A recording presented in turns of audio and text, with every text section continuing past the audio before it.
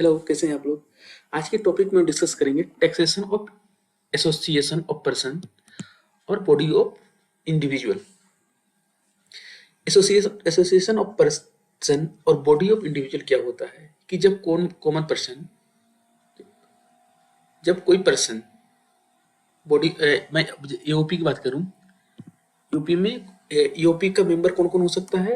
Individual हो सकते हैं, कंपनी हो सकता है, एचयूपी कोई भी हो सकता है। उसमें जब किसी कॉमन पर्पस के लिए, कॉमन पर्पस दोनों का सबका गोल एक हो और उससे वो इनकम अर्न करना चाहते हो, तो क्या हो जाएगा, वो एसोसिएशन ऑफ पर्सन कहलाएगा।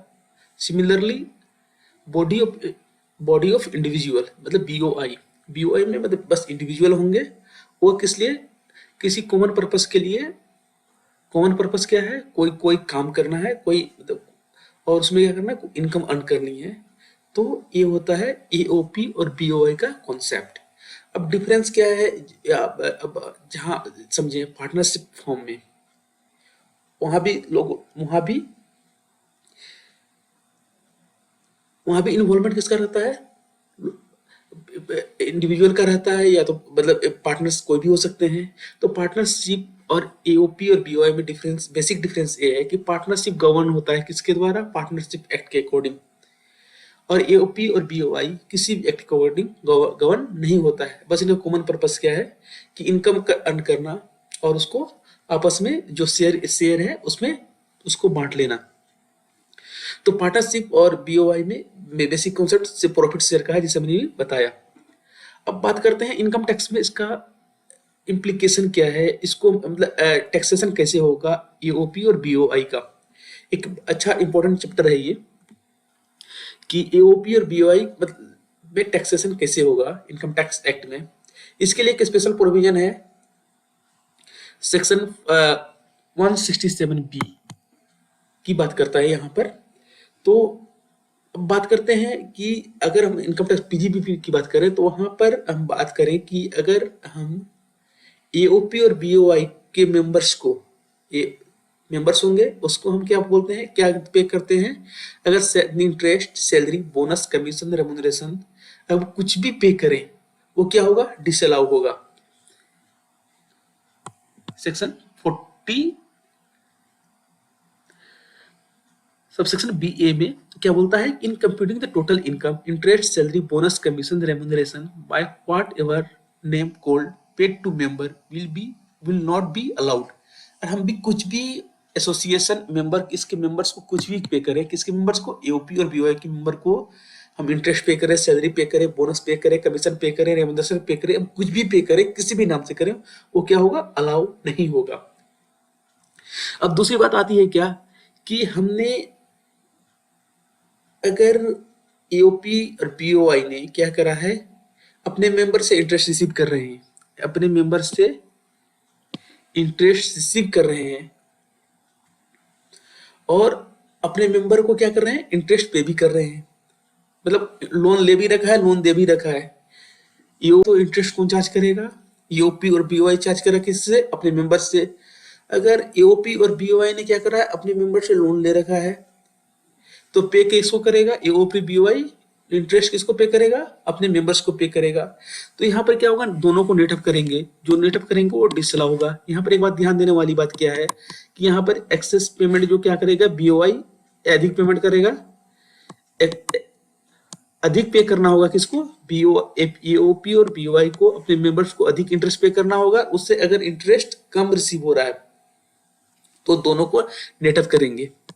अगर सिचुएशन वैसे वर्षा होता है कि अगर अधिक इंटरेस्ट रिसीव हो रहा है किससे, मेंबर से, और कम ये इंटरेस्ट पे कर रहे हैं किसको, अपने मेंबर्स को, तो क्या होगा, नेट वहां पर, यहाँ पर कुछ डिसअलाउ नहीं होगा। मतलब अगर डिसअलाउंस के केस में इंटरेस्ट हम कुछ भी पे करें, नेट ऑफ, एक बात ध्यान रखने वाली है कि हमें नेट इंटरेस्ट पे डिसअलाउ करना होगा। अब दूसरी बात क्या आती है कि अगर हमने मीन्स एओपी और बीओआई ने इंटरेस्ट पे करा मेंबर को कि अगर कोई इंडिविजुअल एओपी में मेंबर है, कोई इंडिविजुअल अगर एओपी में मेंबर है, अगर उसको रिप्रेजेंटेटिव कैपेसिटी में उसको पे किया गया इंटरेस्ट, मींस अगर एचयूएफ ने लोन किसको दे रखा है, एचयूएफ ने loan, HUF Hindu undivided family का जो है वो एक अलग पर्सन इनकम टैक्स में, ये लोन किसको दे रखा है, लोन दे रखा है किसको, एक एओपी, एओपी को लोन दे रखा है जिसमें मेंबर कौन है, इंडिविजुअल है। इसका जो कर्ता होगा, एचयूएफ का जो कर्ता है, कर्ता क्या है, इसका मेंबर इंडिविजुअल कैपेसिटी में मेंबर है कौन, एचयूएफ का मेंबर, एचयूएफ का मेंबर, एचयूएफ का जो कर्ता है वो इंडिविजुअल कैपेसिटी में क्या है, वो मेंबर है किसका, एओपी का, एओपी का मेंबर है ये। और एओपी को किसने लोन दे रखा है, इंडिविजुअल, एचयूएफ को, एओपी को किसने लोन दे रखा है, एचयूएफ ने लोन दे रखा है। तो यहां पर क्या होगा, एओपी इसको क्या पे करेगी, इंटरेस्ट पे करेगी किसको, एचयूएफ को। एचयूएफ तो कोई मतलब एक लीगल एंटिटी टाइप की हो गई, इसका कोई एग्जिस्टेंस नहीं है, इसका मेन कर्ता होता है। तो एओपी किसको पे करेगा इंटरेस्ट, एचयूएफ को करेगा, कर्ता को करेगा किसके बिहाफ पे, एचयूएफ के बिहाफ पे। तो यहाँ पर अगर क्या कर रहा है ये, अगर कर्ता क्या, यहाँ पर कर्ता क्या कर रहा है, किसके बिहाफ पे कलेक्ट कर रहा है, रिप्रेजेंटेटिव कैपेसिटी में किसके, एचयूएफ के रिप्रेजेंटेटिव कैपेसिटी में क्या कर रहा है, वो इंटरेस्ट कलेक्ट कर रहा है। तो इस सेक्शन 40 बी ए अप्लीकेबल यहाँ नहीं होगा। सिमिलरली समझ में, एक बार दोबारा इसको रिपीट करूं, अगर एचयूएफ है, एचयूएफ क्या है, एओपी को लोन दे रखा है, जो करता है एचयूएफ का वो क्या है, इंडिविजुअल कैपेसिटी में क्या है, मेंबर है किसी एओपी का। एओपी क्या करेगा, एचयूएफ को लोन पे करेगा, सॉरी इंटरेस्ट पे करेगा। इंटरेस्ट किसको मिलना है, एचयूएफ तो कलेक्ट कर नहीं कर सकता, किसको मिलेगा, ये कर्ता कलेक्ट करता है किसके बिहाफ पे, एचयूएफ के बिहाफ पे। तो यहाँ पर 40 बी ए अप्लीकेबल नहीं होगा, मतलब एक खर्चे ईओपी में अलाउ होंगे।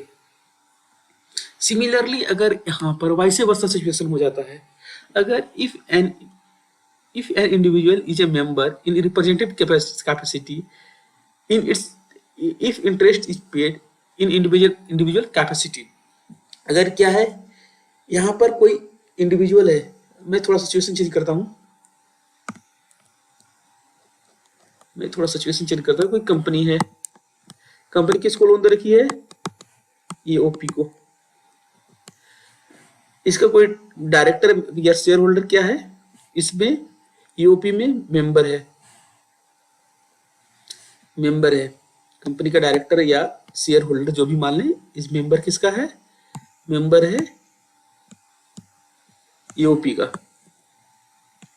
अगर कंपनी लोन दे रखा है किसको, एओपी को, तो इंटरेस्ट कौन चार्ज करेगा, कंपनी चार्ज करेगी, कंपनी तो रिसीव नहीं कर सकती। इसके बिहाफ पे कौन कलेक्ट कर रहा है, रिप्रेजेंटेटिव कैपेसिटी में कोई इंडिविजुअल पे कर रहा है, इंडिविजुअल को मिल रहा है, तो भी यहाँ इंटरेस्ट डिसअलाउ नहीं होगा, क्योंकि रिप्रेजेंटेटिव कैपेसिटी में कौन कलेक्ट कर रहा है, इंडिविजुअल कलेक्ट कर रहा है किसके बिहाफ पे, कंपनी के बिहाफ पे। तो ये सिचुएशन ध्यान करने वाली बात है। तो कुल मिला के जो बात हुई यहाँ पर कि कोई भी इंटरेस्ट अगर डायरेक्टली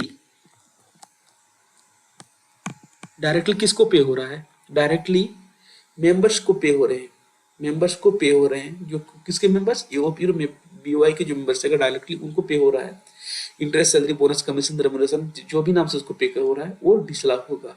अगर वो रिप्रेजेंट कैपेसिटी में जो मैंने बात करी, दोनों सिचुएशन में अगर पे होता है तो क्या होगा, वो डिसअलाउ नहीं होगा। किस सेक्शन में, अंडर सेक्शन 40 बी ए में। अब बात करते हैं, अब टैक्स रेट क्या होगा एओपी का या बीओआई का। यहाँ बात आती है सेक्शन ये डिस्कशन कहाँ किया गया इनकम टैक्स एक्ट में, सेक्शन 167 बी में। यहाँ पर जैसे मैंने बात करा कि किसी कॉमन पर्पस के लिए होंगे सारे मेंबर्स, किसी कॉमन पर्पस के लिए कोई भी काम करते हैं कॉमन होता है, और मेरा पर्पस क्या होता है, इनकम अर्न करना होता है किससे, एओपी और बीओआई से। यहाँ पर अगर सारे मेंबर का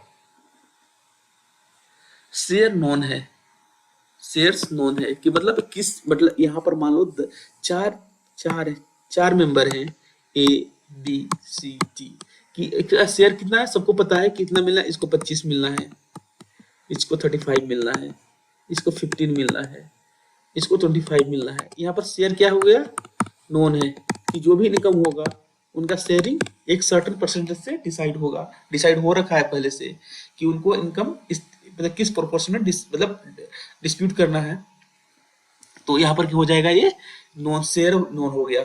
अगर यहाँ पर क्या है, दूसरा सिचुएशन क्या होता है कि जहाँ मेंबर्स के जो शेयर हैं इनकम में वो अननोन है, मतलब वो अननोन है, उसको कोई परसेंटेज डिसाइड नहीं है।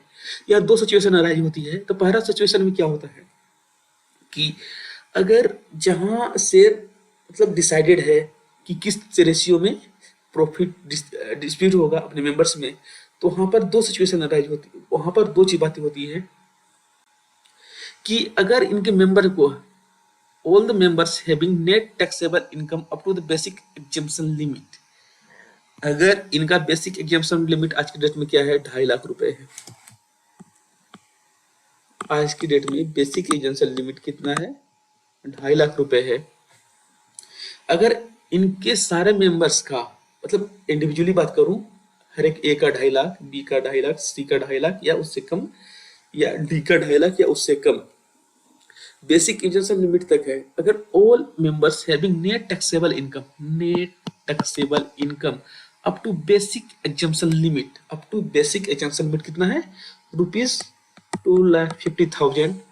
इसका क्या होगा, जो टैक्स किस रेट से पे करेगा, वो कौन एओपी किस रेट से करेगा, base tax slab rate like individual, मतलब 2.5 लाख तक नील, फिर 2.5 से 5 लाख तक भी ओपी रिबेट के कारण नील हो रहा है। 5 लाख से ऊपर का जो रेट है, 5 से मतलब उससे ऊपर का जो रेट है वो स्लैब रेट पे डिसाइड होगा। यहाँ पर अगर दूसरा सिचुएशन आता है, पहला सिचुएशन क्या हो गया ये कि अगर सारे इंडिविजुअल का base net total income up to basic exemption limit है, तो एओपी किस रेट से पे करेगा, वो किस स्लैब रेट से पे करेगा टैक्स, लाइक जिसे इंडिविजुअल करते हैं।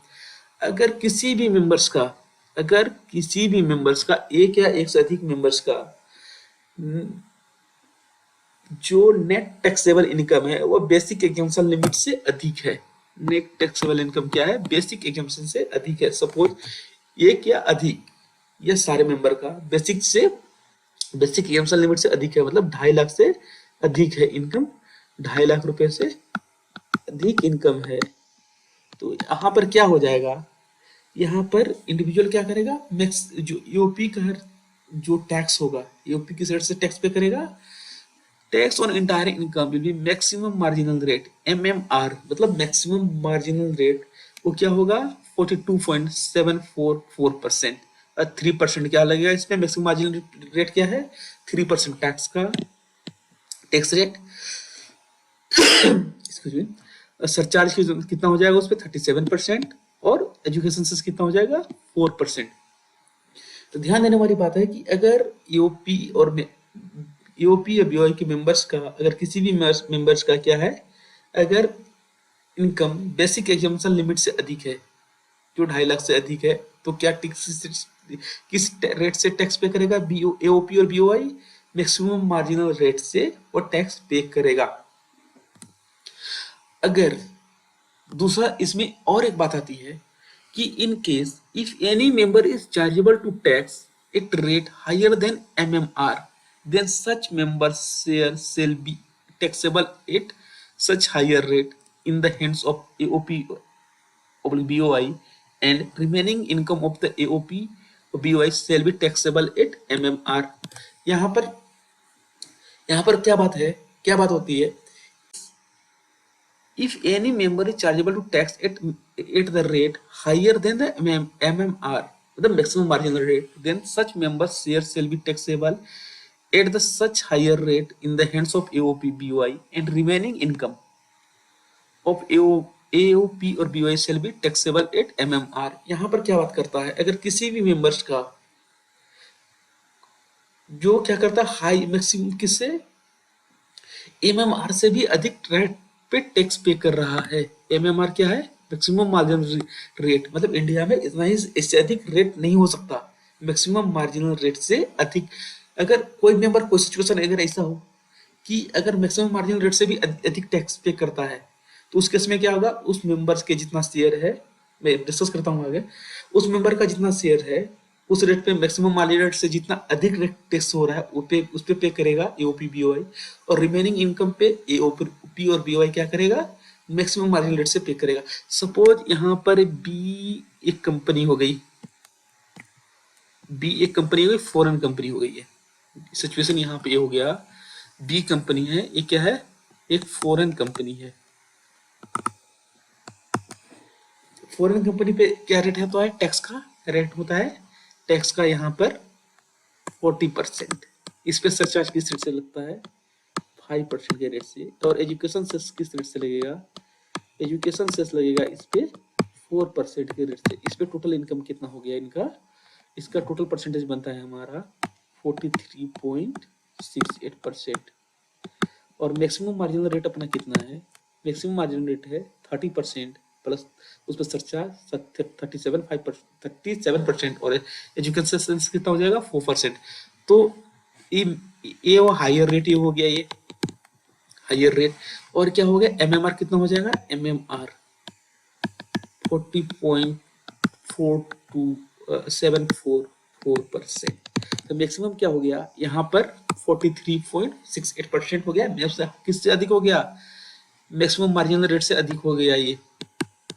तो यहाँ पर क्या बोलता है, अगर किसी भी मेंबर जिसका जो अधिक रेट से पे करता है, मैक्सिमम मार्जिनल रेट से भी अधिक रेट पे टैक्स पे करता है, तो एओपीबी क्या करेगा, उतने जितना उस मेंबर का शेयर है उस मेंबर के शेयर पे कितना करेगा, 35% कर, उस मैक्सिमम जो हायर रेट है उस पे करेगा, और रिमेनिंग इनकम पे क्या करेगा, एओपी और बीओआई मैक्सिमम मार्जिनल रेट से टैक्स पे करेगा। सपोज अब इनकम हो गई यहाँ पर 1,00,000 रुपए की, एओपी बीओआई की 1,00,000 रुपए की इनकम पे इसका रेट से टैक्स कितना हो गया, बी कंपनी, बी जो फॉरेन कंपनी है 35%।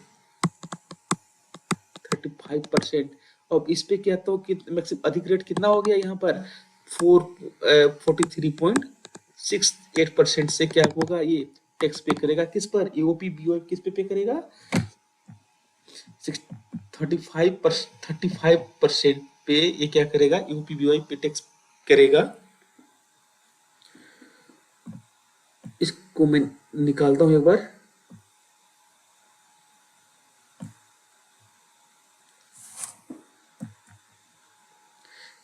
का 35% और 4368 यहाँ पे हो जाएगा ये 15,288 रुपए। और मैक्सिमम और बैलेंस पे क्या करेगा, मिनिमम मैक्सिमम मार्जिनल रेट पे करेगा। बैलेंस कितना हो गया, 1,00,000 का 35% है, तो उधर कितना बैलेंस कितना बचेगा 65%। उसमें मैक्सिमम मार्जिनल रेट कितना है 42.44%। यहाँ पर क्या हो जाएगा इसका 542,744 27,783। अगर मैं इसको ऐड करूं दोनों को,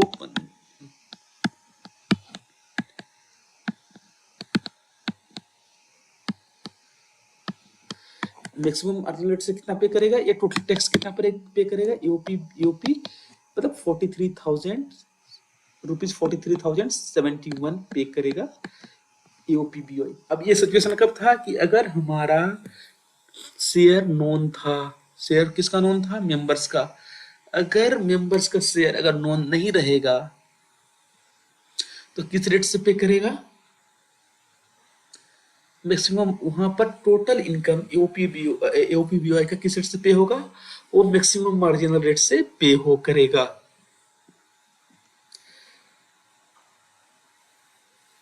अगर ये तो कहानी हो गई, अगर इसमें से किसी भी मेंबर का एओपी अगर हमारा शेयर अब नहीं पता किस रेट से डिवाइड होना है अपने मेंबर्स में एओपी बीओआई के, तो इस केस में क्या होगा कि हायर रेट, अगर अगर किसी कोई भी member, in this case if any member is chargeable to tax at rate higher than MMR, then entire income of AOP or BOI shall be taxable at such higher rate।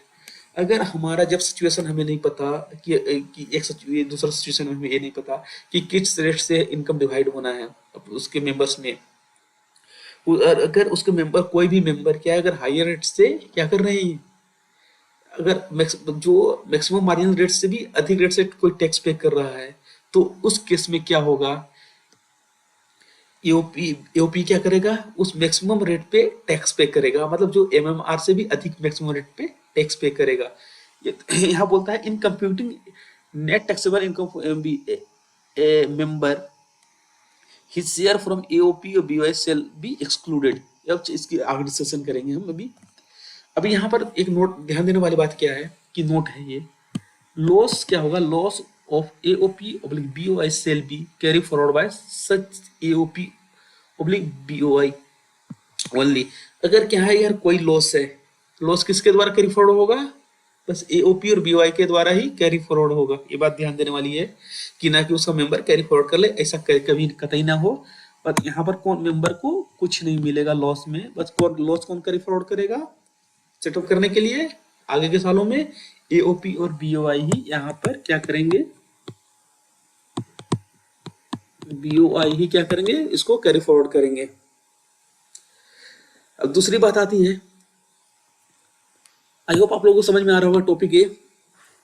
अब दूसरी बात आती है क्या यहाँ पर कि अगर एओपी बीओआई टैक्स किस तरह से नॉर्मल टैक्स रेट से पे कर रहे हैं, अगर कोई AOP BOI normal rate means slab rate से टैक्स पे कर रहा है, तो क्या होगा, उस केस में then special rates of tax of income like LTCG STCG shall be taxable as per the special rate only. अगर यहाँ पर ध्यान देने वाली बात है क्या है, अगर एओपी और बीओआई किस रेट से पे कर रहा है, स्लैब रेट से टैक्स पे कर रहे हैं, तो जो स्पेशल रेट टैक्स हो गए एलटीसीजी जैसे 15% हो गया, 20% जो स्पेशल रेट से है, इस पे स्पेशल रेट से टैक्स पे होगा, किस पे कैपिटल गेन पे,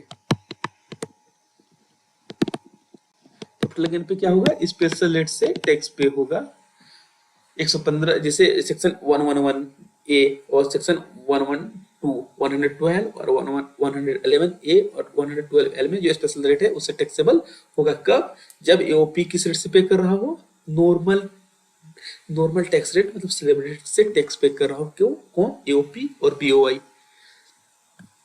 अगर एओपी और बीओआई क्या है मैक्सिमम मार्जिनल रेट या उससे अधिक पे टैक्स पे कर रहे हैं, तो क्या होगा, then special rate of tax income shall be taxable as per the MMR और सच हायर रेट ओनली। यहाँ पर तो स्पेशल रेट टैक्स क्या, कैपिटल गेन भी, स्पेशल रेट कौन रख रहा था, कैपिटल गेन भी, किस सेक्शन में, अंडर सेक्शन 111 ए, अंडर सेक्शन 112 ए, वो भी स्पेशल रेट से क्या होगा, हायर रेट से टैक्सेबल होगा, ना कि स्पेशल रेट वहां पर कोई कंसीडर नहीं होगा। ये बात ध्यान देने वाली बात है कब, कि अगर एओपी बीओआई किस रेट से पे कर रहे हैं, as per the marginal maximum rate या एनी अदर हायर रेट से अगर पे कर रहे हैं, उस केस में क्या होगा, वो भी किस पे, स्पेशल रेट टैक्स जो है कैपिटल गेन पे भी वो भी टैक्सेबल किस पे होगा, मैक्सिमम मार्जिनल रेट या वही हायर रेट जिस रेट पे मैक्सिमम मार्जिनल रेट से भी अधिक पे कर हो रहा है। अब यहाँ पर क्या करेंगे हम, अब कंप्यूट कैसे करेंगे टोटल इनकम इसका,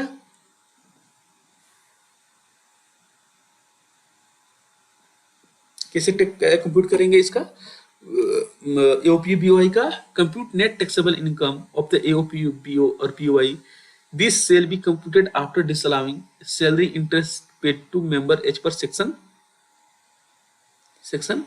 40A।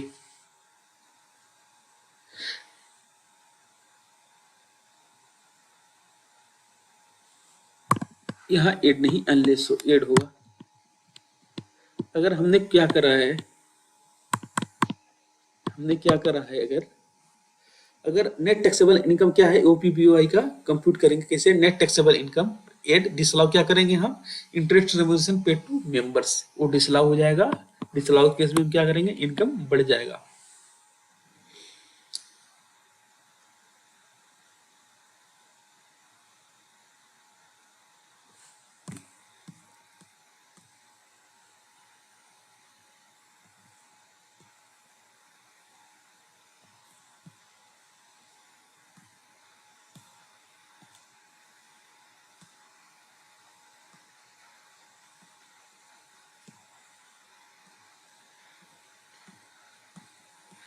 यहाँ पे हो जाएगा, उसको ऐड करने के बाद क्या हो जाएगा, जो भी शेयर आएंगे वो किस में एलोकेट हो जाएंगे, अपने मेंबर्स में प्रॉफिट शेयरिंग रेशियो में एलोकेट हो जाएगा। ये allocated to this amount shall be allocated to the members in their profit sharing ratio में एलोकेट हो जाएगा।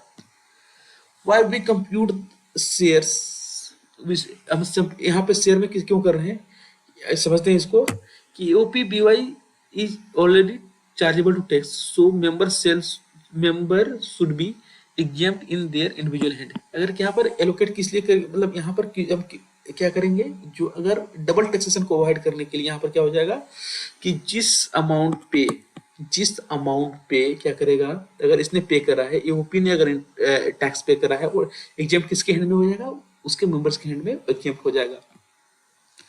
यहाँ पर दूसरा सिचुएशन आता है क्या, एग्जेम्प्ट होगा कोई दिक्कत नहीं है।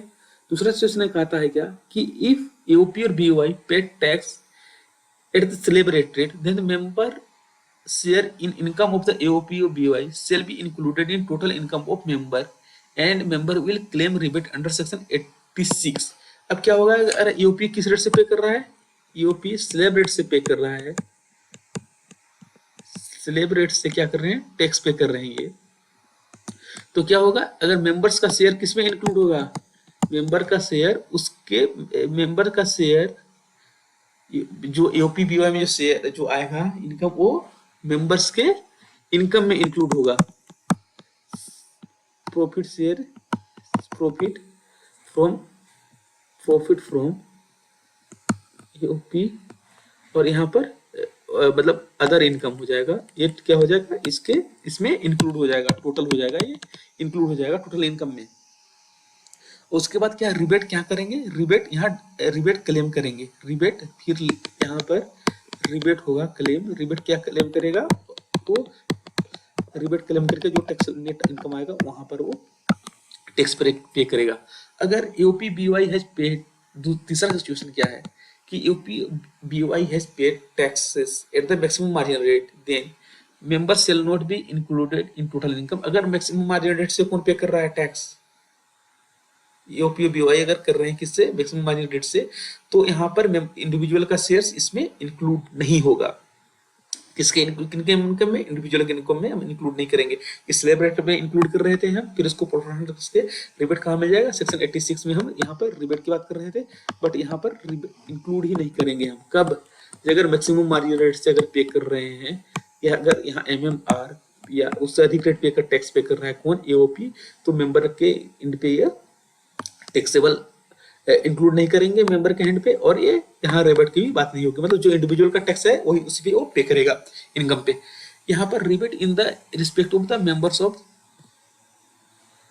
Member share, computation total income and tax of member share from AOP add other income of the member, जो आगे यहाँ पर टोटल इनकम आ जाएगा, tax liability on total income including surcharge and cess. यहाँ पर जो भी इनकम आएगा, सपोज यहाँ पर कितना हो गया, यहाँ ईओपी से कितना आया इनकम, 10 लाख रुपए का आया, और इसका खुद का इंडिविजुअल कैपेसिटी में कितना कमा रहा है, 2 लाख रुपए और कमा रहा है, या 2.5 लाख रुपए और कमा रहा है, तो यहाँ पर क्या आ जाएगा, ये 12.5 लाख इसका इनकम हो गया, किसका, टोटल इनकम। इस पे हम कंप्यूट करेंगे टैक्स लायबिलिटी किस पे, 12.5 लाख पे, और यहाँ पर रिबेट किस से प्रोपोर्शनल रेट से हमें रिबेट मिलेगा। इस सिचुएशन कब होता है, जब हम स्लैब रेट पे एक कहानी कर रहे हैं, कौन, यूपी अगर टैक्स पे कर रहा है किस रेट पे, स्लैब रेट पे। और यहाँ पर जो रिबेट का टोटल टैक्स लायबिलिटी जो यहाँ पर आई, उसमें से क्या होगा, शेयर फ्रॉम एओपी और बीओआई, शेयर कहाँ से आ जाएगा, AOP divided by total income, total income से हम डिवाइड कर लेंगे, जो भी आएगा वो हमारा रिबेट क्या हो जाएगा, यहाँ पर वो रिबेट हो जाएगा, वो लेस कर देंगे टोटल टैक्स लायबिलिटी से। उसके बाद जो आएगा लेस करने के बाद जो नेट टैक्स लायबिलिटी, वो किसकी लायबिलिटी होगी, इंडिविजुअल पे करेगा उस पे tax. No rebate if the tax payable by AOP और बीओआई इज नील, कोई रिबेट नहीं मिलेगा अगर कोई टैक्स नहीं पे करता, अगर एओपी और बीओआई। तो एक आई होप आप लोगों को समझ में आ गया होगा ये, मतलब taxation on association of person और body of individual. I hope video अगर आप लोगों को पसंद आए तो लाइक करें, शेयर करें, चैनल को सब्सक्राइब करें। Thank you.